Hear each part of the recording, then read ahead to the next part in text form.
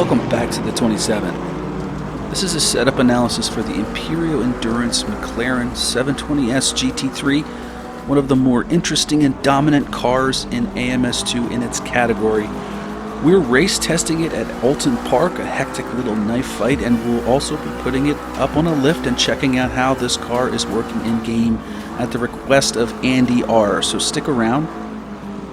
Almost a year ago, I released a best GT3 analysis, and long story short, my conclusion about the 720S was that it was the fastest GT3 of the bunch.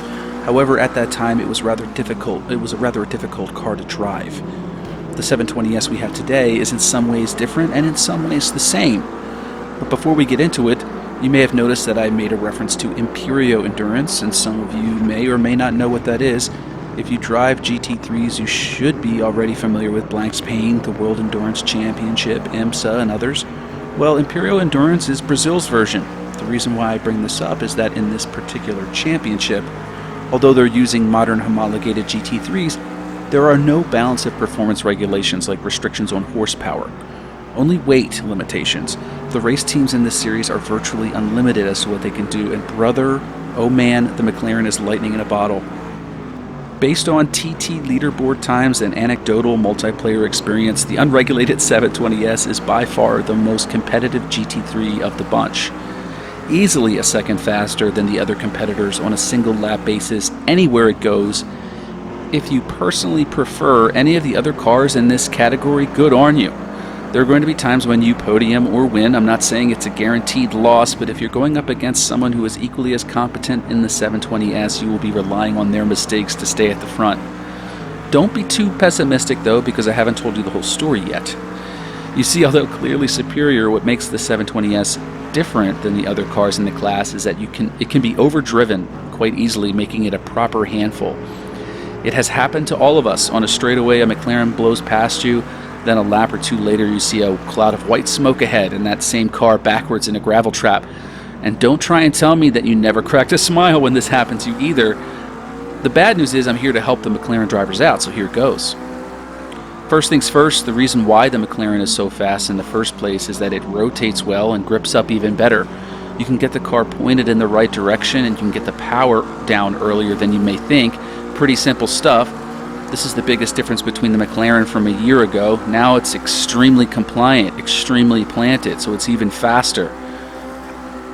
However, the thing that remains the same is that you can really get yourself in trouble by maximizing its performance early on in the race. If you've watched my setup tutorials, I talk about tire temp imbalance. What I'm actually talking about is a grip imbalance that comes from when the tires warm up or overheat. In most, if not all cars, you can tune the car itself to maintain this temperature balance and maintain consistency. But you can also use driving techniques to do this as well. And I have to say the McLaren 720S requires the latter. In order to maintain its natural pace, there's simply nothing I wanted to do with the car setup-wise to neuter it. Which means regardless of which build you use, default or mine, you will have to keep track of the temperatures of the tires and use all of the techniques at your disposal to protect the rears from overheating. That would be limiting your throttling, intentionally scrubbing the fronts, and increasing traction control. So what we did do with the build, well, by default, and you may come across this on a lot of TT type builds, the McLaren relies heavily on brake bias and late trail braking differential unlocking for early corner rotation, which will feel snappy. Then it's hyper-planted when on throttle. What we did was we took away much of that snap late corner entry rotation, as it leads to a lot of instability, and we adjusted the aero balance and suspension to provide the rotation we needed instead. The car will not snap on you as much on corner entry, but instead it will rotate a bit better naturally, which gives us a bit more control and ability to manage tire temps. If you rely on snap rotation for cornering, it can be fast, but if you need to cool down the tires, your pace will suffer. At least that's this theory. We also did some damping work, and I thought was helpful in the long run as well. So let's take a look at the telemetry. Okay, welcome back to Racing Sim Tools, and as usual, a 3-lap session with the defaults and a 3-lap session with the customs, both at Imola. Side-by-side comparison. It appears that my fastest lap, pace for pace, is about 8/10 faster with the custom. Good to see. Very, very nice. So we're looking at the differential page first, which I like to do, and one of the things I wanted to mention or show was the instability one corner entry that default unlocking late braking looks like. And here's a good example. Turn 1, the differential unlocked and started to slip by about 30%, which is quite a lot. And we want to limit that and allow the car to rotate naturally. So you can see with the custom package in yellow here, it's a lot more limited. And this goes across the lap, I think, for the most part. Anytime we were at a corner entry, it would unlock and snap, basically. So it goes from, like completely locked to 10% unlocked in the middle of a braking area, and that's pretty quick. I mean, that's hundredths, if not tenths of a second right there, and that is that snappiness. And you can see with the default that's limited. So we did that a little differential work. We did that with some other tinkering as well, moving the brake bias forward, for example. And this is what it comes down to is instability issues. And you can see here all of these up and down marks on the top graph here. That's like yaw rate. So you're looking at 20 degrees yaw here, 40 degrees there, some extreme ones here, but that's because of like some curb work and things like that. But that'll happen. This is normal. The car does yaw, but it also get back into shape really quickly. So what we try to do is we limit that as much as possible using the differential driving techniques and the car setup, dampers, for example. And so you can see we mitigated a lot of it. So that's a good thing. Next, we're going to look at the dampers once again.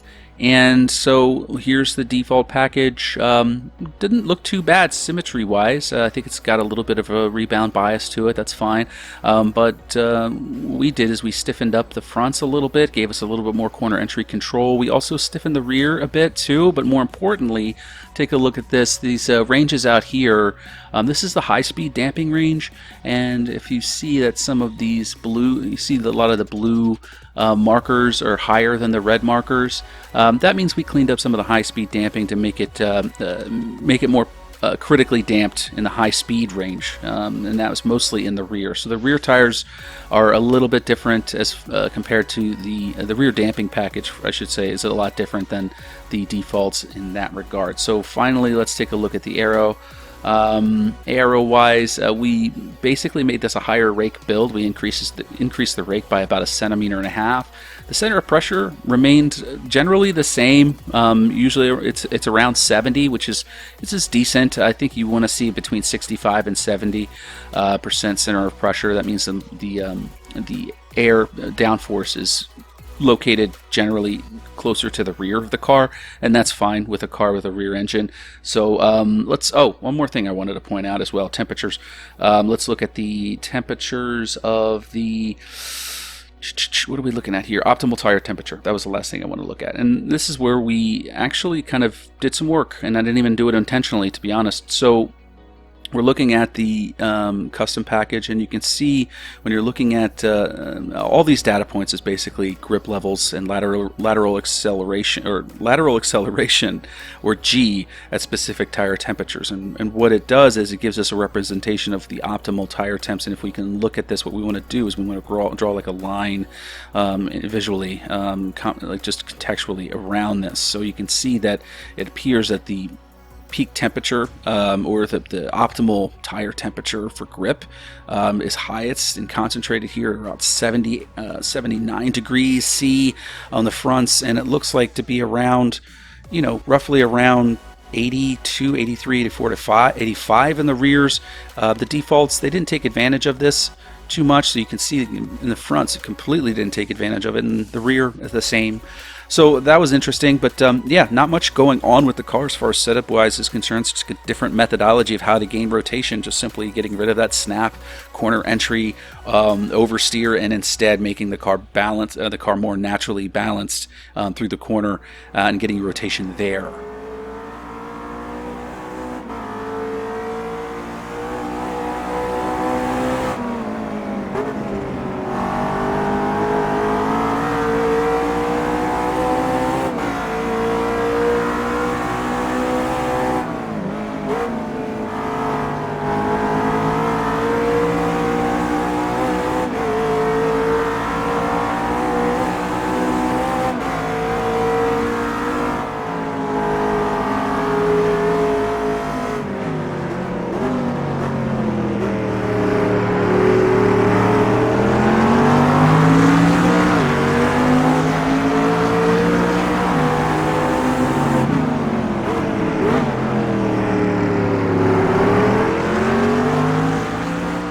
So that's the McLaren 720S. It's been taking some criticism lately as it's an extremely planted car. It doesn't power oversteer at all in the beginning of a stint, and that's partly because of the stickiness of the soft tires when they're fresh, and partly because the car is very soft in the rear.